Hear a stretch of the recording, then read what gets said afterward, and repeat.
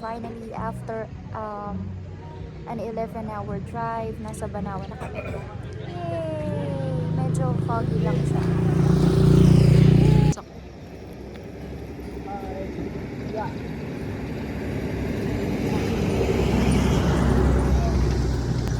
Oh my God! Sobrang nakakapagod. Pero, worth it. Kasi look! Hi, Daddy! Daddy! Hi!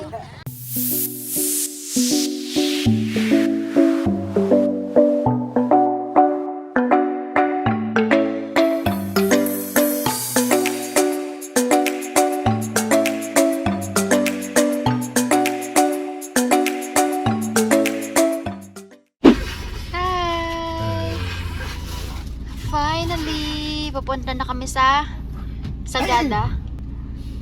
Woohoo! And we're going to eat breakfast. So this is sa Banawe lang din. Finally, gutom na kasi ako. And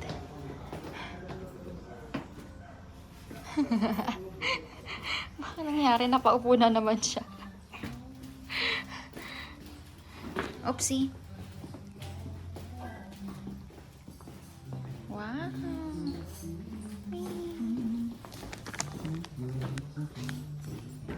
Ang ganda ng view doon.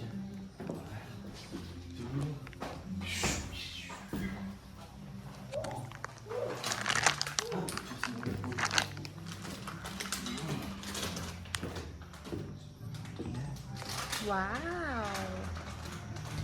So, ito yung view sa kakainan namin. Ganda.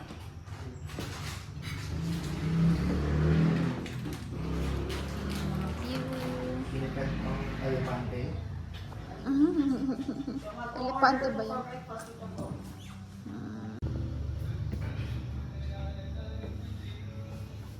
Oo. Pag tumingin ka straight down ng forma ka. Talaga.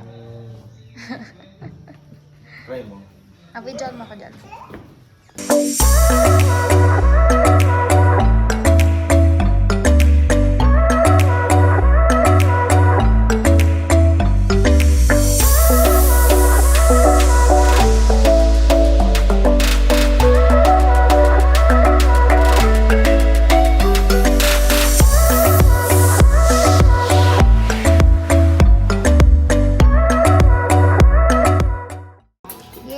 So, ito yung beef silog nila. And let's eat. Yung anak, pinabayaan eh. Hello! So, time check, it's 11 AM and kadarating lang namin dito sa Sagada. So, umalis kami ng Cavite last night ay 8:30 PM. And kadarating lang namin ngayon ng Sagada ng 11 AM. So, sobrang tagal talaga ng biyahe. And as you can see, mukha akong bagong gising kasi tulog lang ako nagtulog sa biyahe. So, ngayon, ang gagawin namin ay magpapahinga daw until 12 noon para mag-lunch. And then 2 PM, magsa-start na kaming mag-tour around Sagada. So, pupuntahan na namin yung mga itinerary namin. And sobrang napagod talaga ako sa biyahe kasi hindi ako sanay sa mga malalayong biyahe. Talagang pagurin ako sa biyahe. Tapos may kasama pa kaming toddler. But it's totally fine kasi si Amelia ay tulog lang din siya sa biyahe. Pero kapag nandito mga nasa galaan na talaga siya, medyo makulit na siya kasi curious na siya kasi nasa toddler stage na. So curious na siya, nag-start na, talagang sobrang kulit niya. Gusto niyang itry lahat.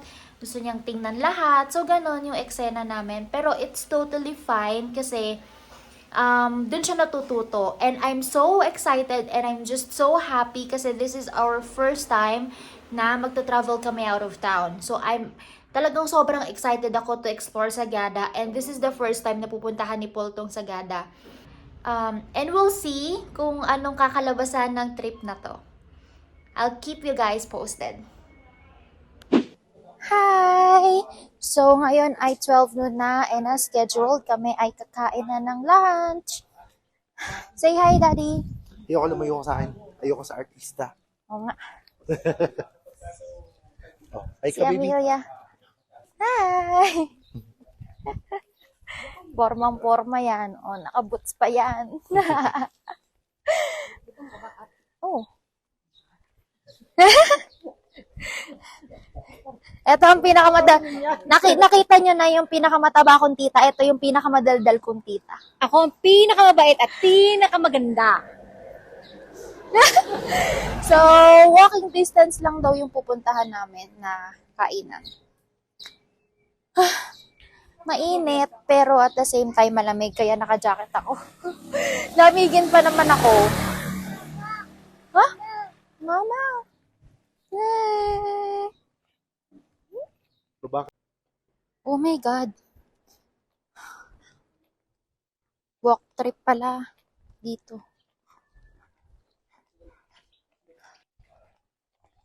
Sobrang tahimik naman dito, no, te? Ito yung kakainan namin. It is called Sagada Hub Food and Drinks. Yan.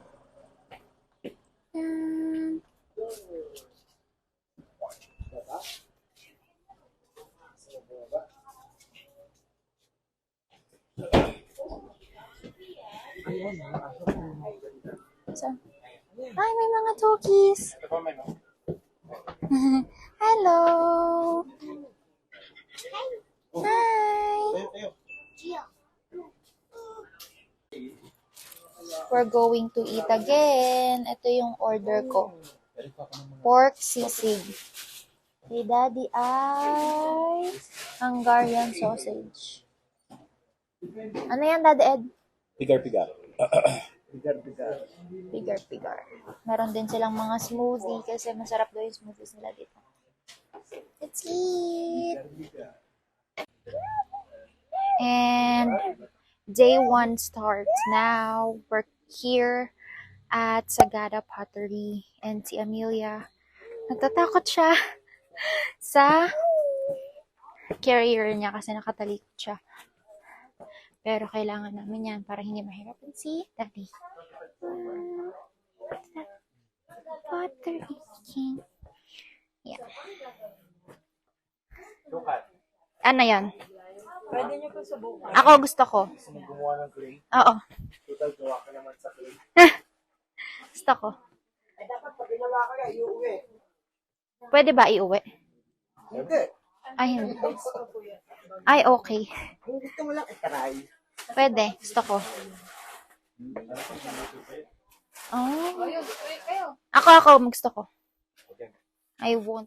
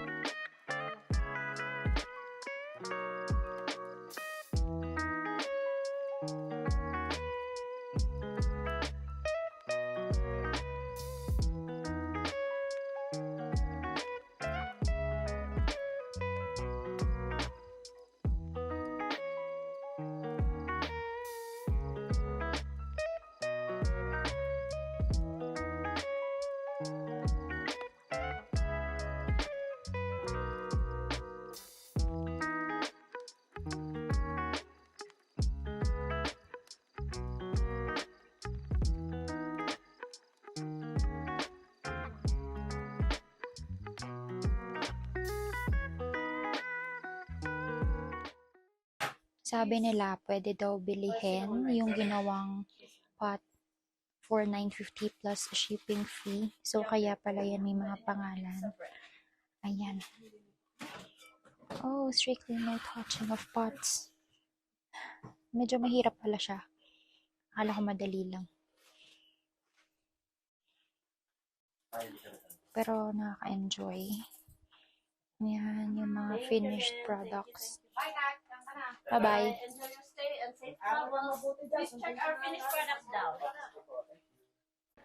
And now we're here sa Sagada Weaving.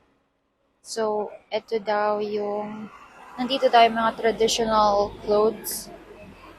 And first, ano daw to? First established shop for hand-woven products.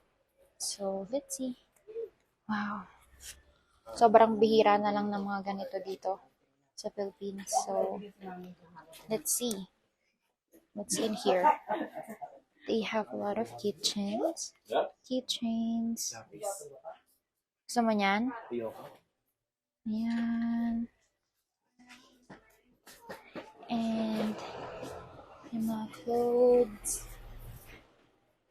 Necklace.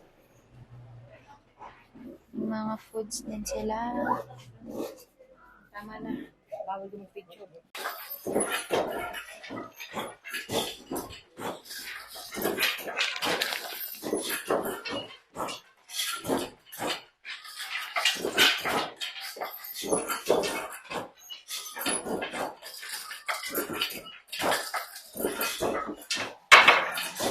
So this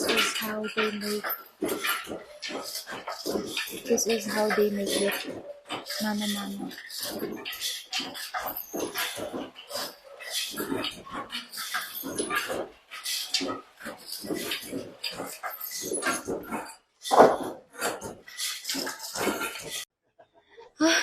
Hindi ko alam na ngayon pala kami mag-aakyat. Akala ko bukas pa siya. Sayang yung stick ko. Okay. So fun.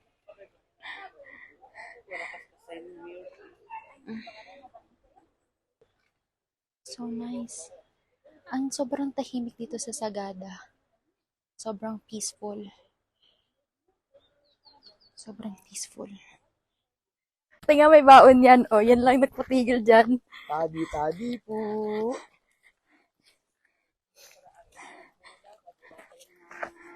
Cemetery namin. So, this is the first Christian cemetery na pinatayo dito sa Sagada kasi noon yung mga tao mga pagans yung mga yan, mga pagano. Okay, so but when the Christian came here in the Philippines at nakapunta po sila dito sa Sagada ay na-Christianize na po yung mga tao kaya may Christian cemetery na po kami. And then as you can see, kung mapapansin niyo rin yung mga ano yan sa likod niyo. Ano yan, alam niyo yan, yung mga yan. Okay, so yan po yung tinatawag naming the cement. Cement ka lang. Cement. Okay, so hindi po. Yan po yung tinatawag naming mga Station of the Cross. Okay? And then, kung dito rin, mapapansin nyo rin is may kabaong po tayo na may salamin. Okay, so yung may salamin na yan, isa po siyang pare. Okay, so yung salamin na yan, yung purpose po ng salamin na yan is by wish. Bago po siya namatay, ni-wish niya pong may salamin yan para yung direct sunlight diretso sa kanya. And para yung spirits niya mapunta daw sa langit. Okay? And then ano ba? May ano yan? Mamaya doon sa taas. May dadagdag lang ako ng konti. Kapiling abang umatay sila feeling nila yung mga loved ones nila. Kaya tinatabi yung ayaw nilang malayo, parang gano'n. Okay. Ayaw nilang malayo kahit patay na. Ingat.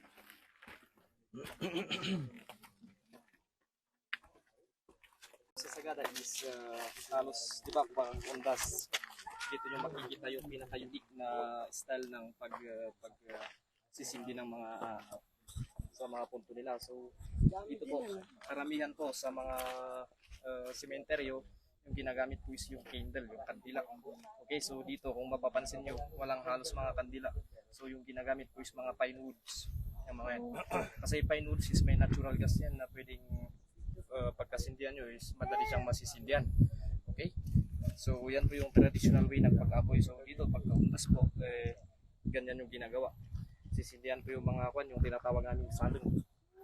Okay, so then kung yun yung mga painters na yan, yan po yung parang una ata na tinanib dito sa Sagada. Chill lang.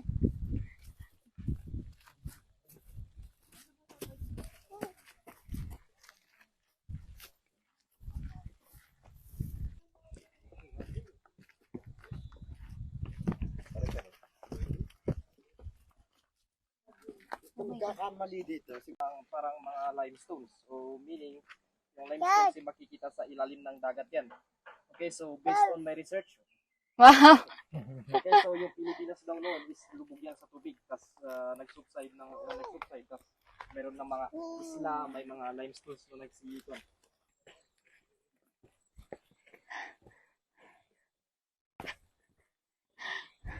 Sana lahat ng hiking spots ganito yung daan.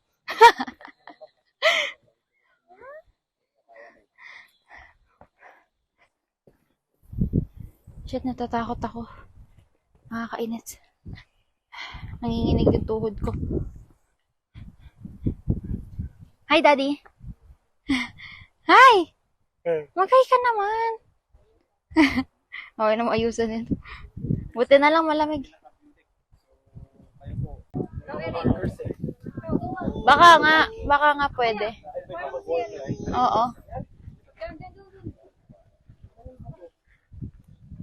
may mga markers nga. Nakayatan mo kaya yan?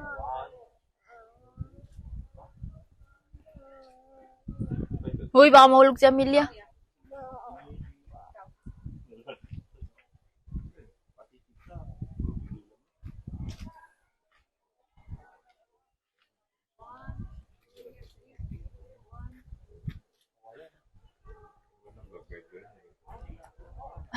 Bakit mo?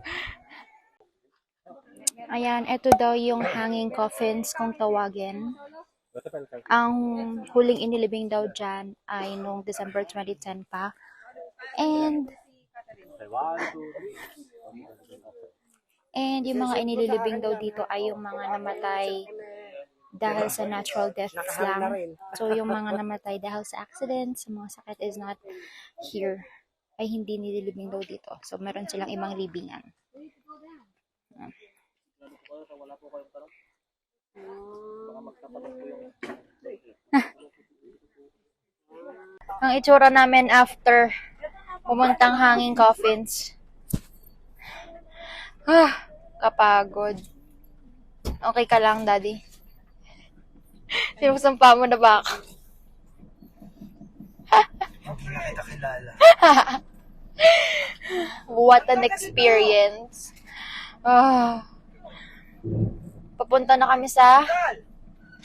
pupunta pa pala muna kami sa church na malapit dito sa hanging coffins. Tapos pupunta na kami sa cave. Pagod. Kung pagod ako, mas pagod si Daddy. Si bot-bot niya, si Amelia.